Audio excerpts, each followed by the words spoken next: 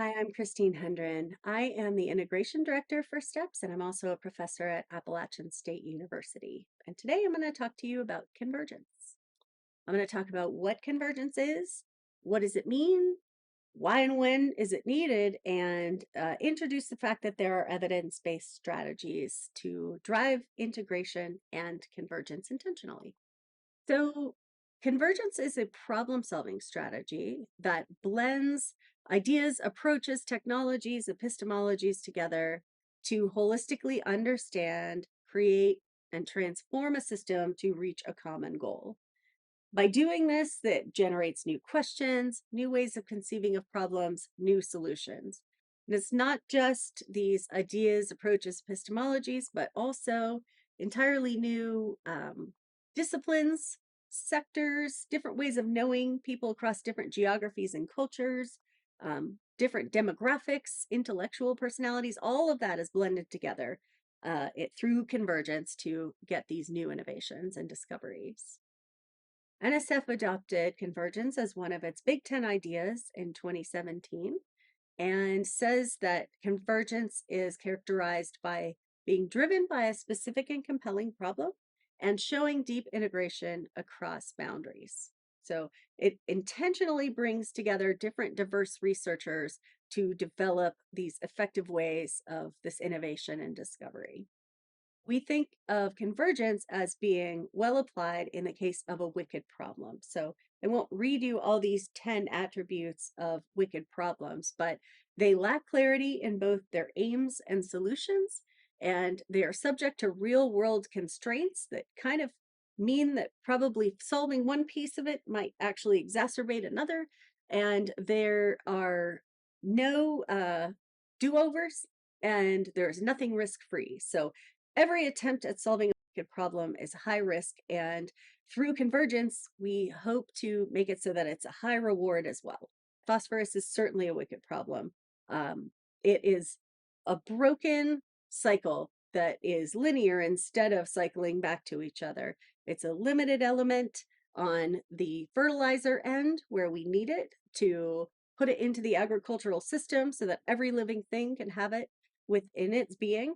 It's essential, and yet at the same time, this limited supply becomes an excess of supply on the back end because it runs off into our ecosystems and causes lots of disastrous problems. So there is a tough set of solutions that a giant range of people have to be part of finding.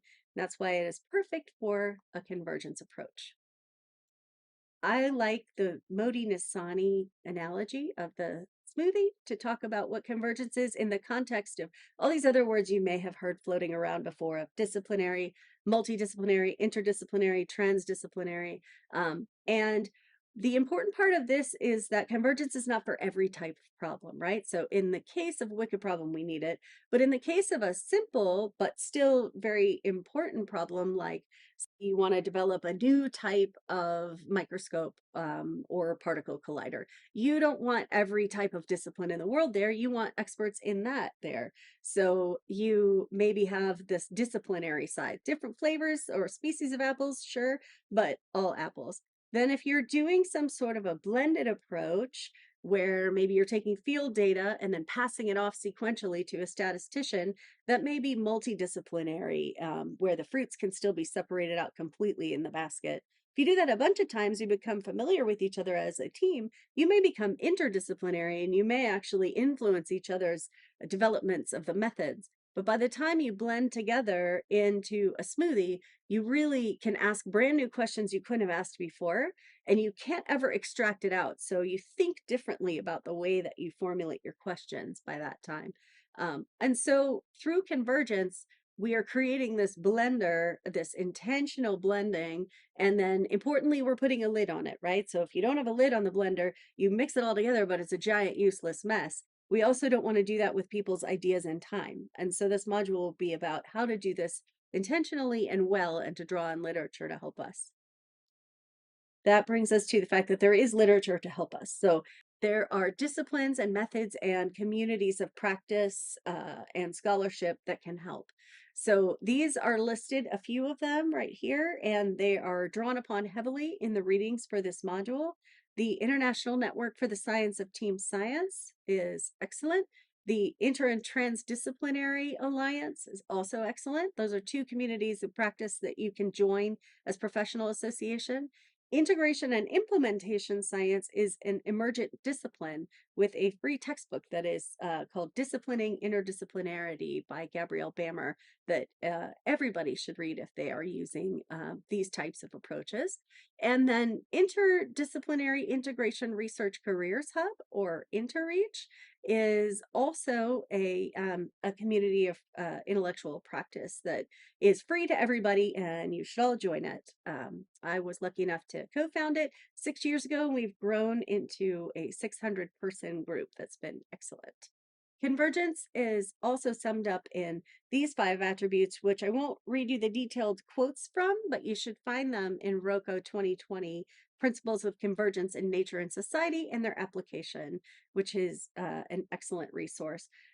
Convergence, we've already said, is a problem-solving strategy. It's also a culture, so we have to build the culture of this to get the creative invention and innovation that is part of this. It's also scale spanning, not only in the literal length sense, but in the systems and system of systems sense. You've got to be able to toggle. It's contextually dependent. So how and what you do to converge will be different based on the domains that you're spanning and the topic that you're talking about. And it's also very importantly emergent. You can't prescribe convergence. You have to create the conditions for the horizontal and kind of organic self-organization to bubble up. You can't predict it. If you could, it wouldn't be hard. An example of convergence, which I always think is very helpful to have examples, is for smartphone technologies. So that has completely transformed communication. 20 years ago, we didn't even know that we wanted these things, and now there is nobody who can, unfortunately, go a day without it, right? So it blends materials marketing, psychology, electronics, cognition, energy sources, pulls nanotechnology, packaging all together, and through converging all these different approaches, that both human and uh, physical and technological, we have this entirely new way of communicating. All right, so that is what convergence is, when it's needed, and now you appreciate that there are some tools to help. In the next 2 modules, we'll talk about some tools and we'll talk about challenges, benefits, and some action plans.